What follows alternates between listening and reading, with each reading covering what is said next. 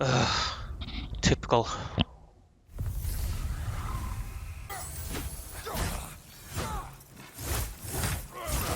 Revenge! Haha!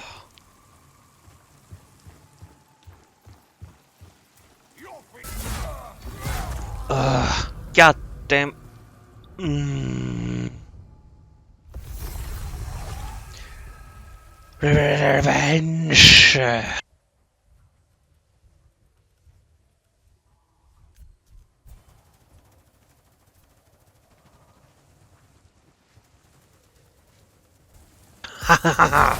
Revenge backstab. Lovely.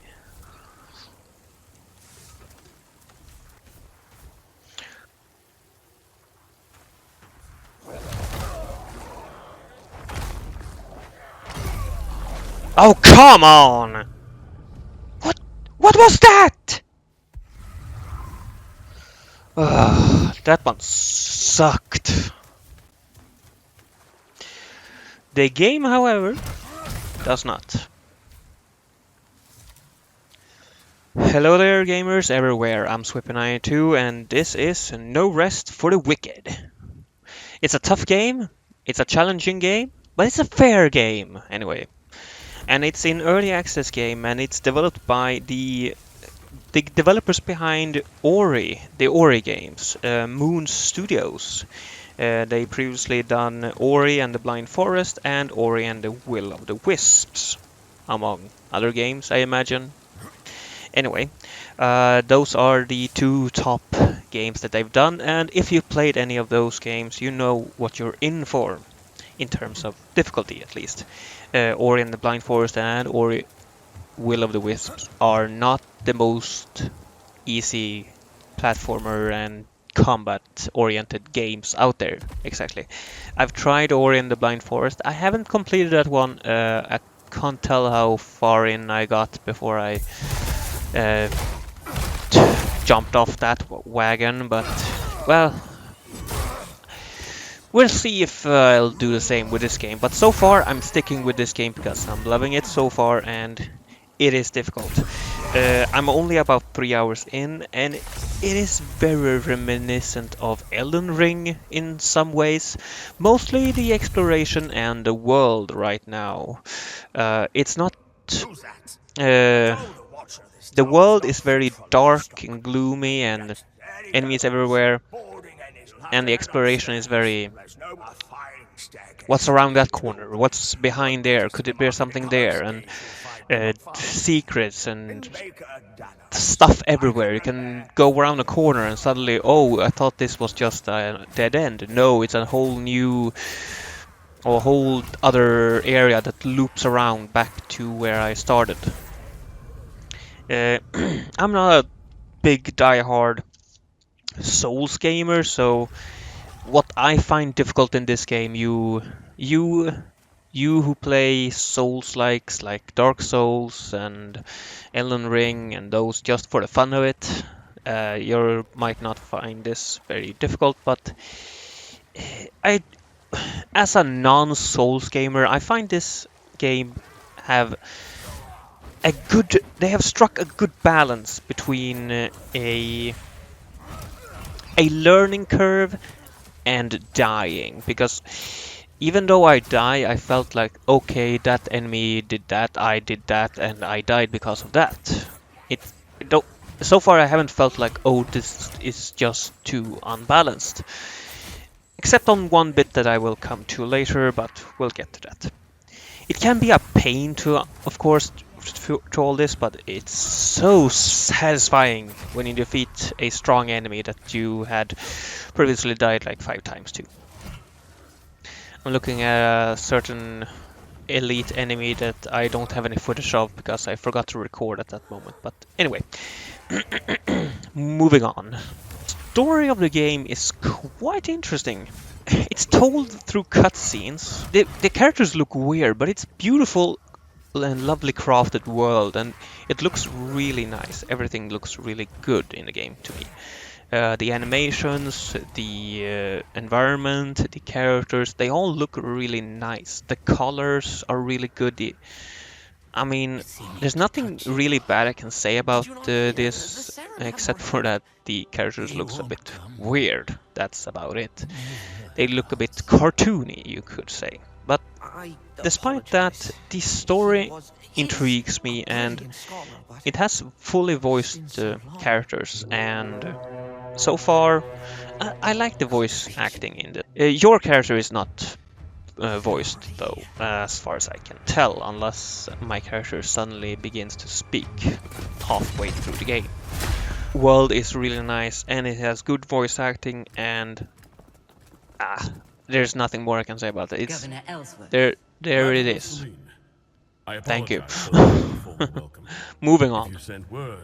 So far I've created 2 characters, and the first one is focusing on melee combat with single-handed weapon and a shield mostly, but I've also tried two-handed weapons, but the other character is focusing on mage and magic kind of stuff. And so far they are very different, and I'm looking forward to trying other ways, other magics, and just moving on from where I am right now, but we'll get to that. Or I will get to that later on in the game, rather. Now, the second character was mostly created because I wanted to capture footage of the first official boss in the game, and with that I thought, why not try a mage way? Of course, the main thing for a magic staff weapon is the magic spell that comes with it, and with this one it was a fireball and some kind of channeling spell that I can't quite focus on, get what it did, because I couldn't find any way to see what these spells actually did. There might be some way to find that information, but I have no idea where in the menus. But I noticed that when channeling the spell I lost health and I gained something, but I'm not sure what I gained. As for forgetting to record the first time, I blame my friend, because he distracted me by talking to me while I was streaming it, or streaming the game to him on Discord. I blame him. Anyway, I just had to show off this awesome design of this boss because I felt like I had to show this. He looks really nice, and I'm looking forward to seeing the other bosses if I can get that far. But his moves are pretty basic from if you compare it to other bosses in other games. But he has a really cool design. And I can also tell you that the fight as a mage here went very well compared to the first fight, where I died 2 or 3 times at least. The loot from the boss I think was the same, but an interesting point here is that the loot for my second character was not the same as my first character in other places. For example, the first weapon I picked up after being shipwrecked on my first character was a mace, a big ball mace. Now, for this character, it was dual wielding weapons, but previously to that I had opened a secret path, or a secret room, I should say, and which I had discovered on my first character, so I knew where it was. And I went in there, and in that chest I found a two-handed sword. I used that instead on my second character for a while. My first character, however, found a purple ring in that chest, so the loot is different when you play. And this also comes into the game's mechanic of when you explore an area and you move away from that area will sort of become, I don't know, fogged. If you look at the map, you will lose some of the discovered places, as I understand it, and if you return to that place you will discover it again, but also some of the loot will have respawned, and perhaps some of the enemies. I'm not sure about how much of the enemies that will respawn, because I haven't seen any enemies respawn each time I've returned to the beach where I've shipwrecked when I've gotten further into the game. I've seen some chests, even big chests, respawn, but not enemies.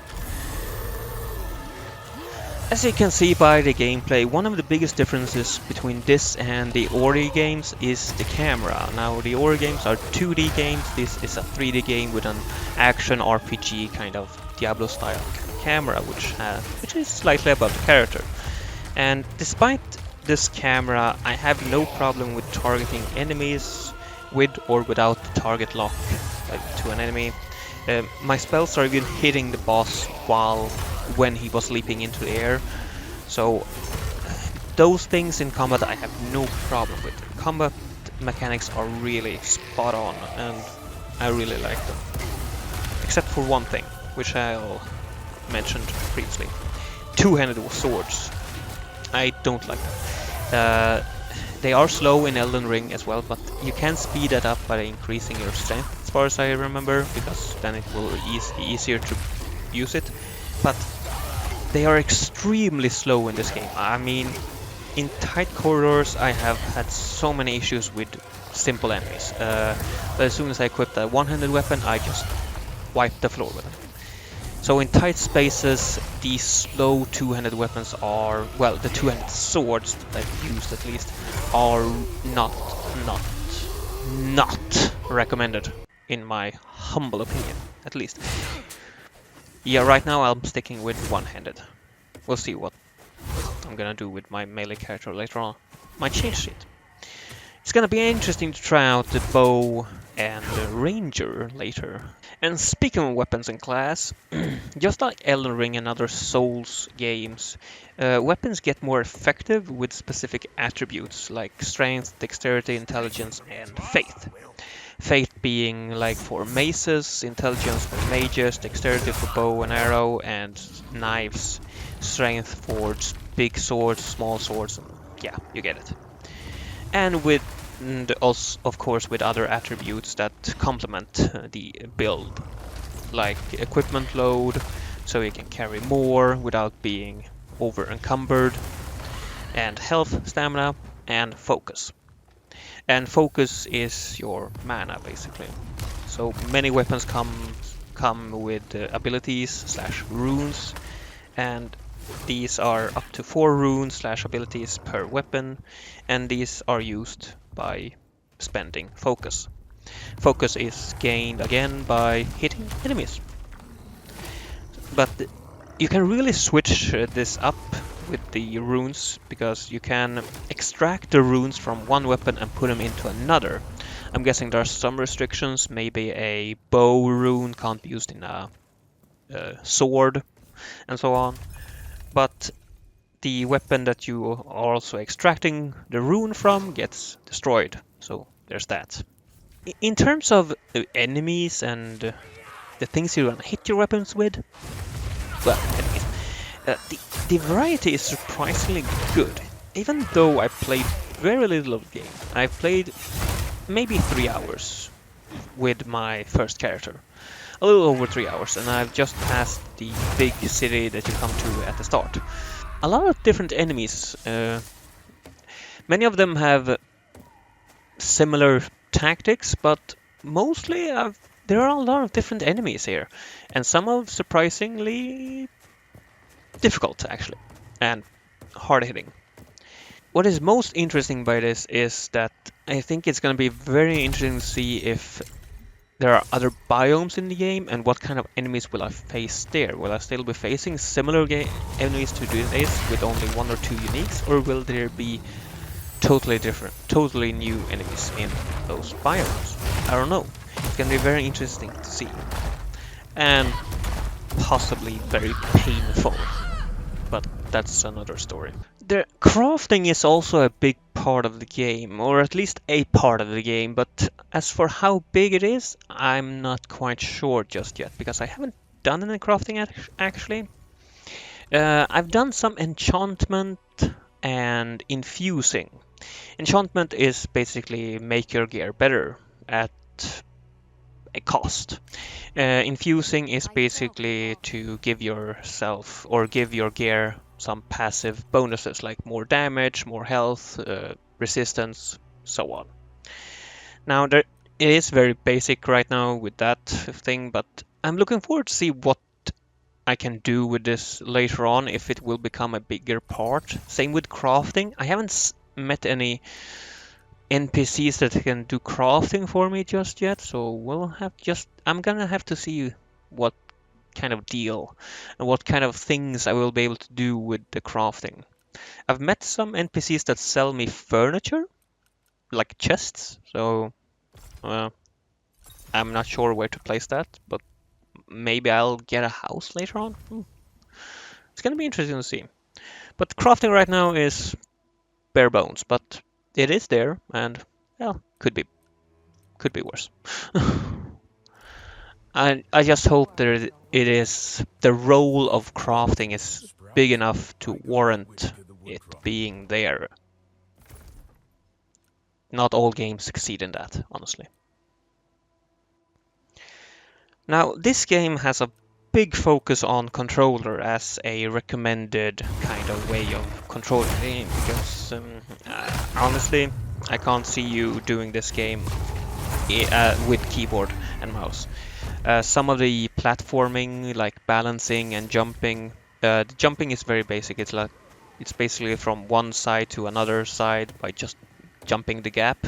But some of the items or some loot are placed in quite hard to reach areas where you have to balance on wooden beams, and I don't see you doing that with a keyboard and mouse. I have had some difficulties with a controller because it's very difficult to precisely move along the beams. I have never fallen down and failed because of that, but I've had to move really slowly and inch my way towards the loot.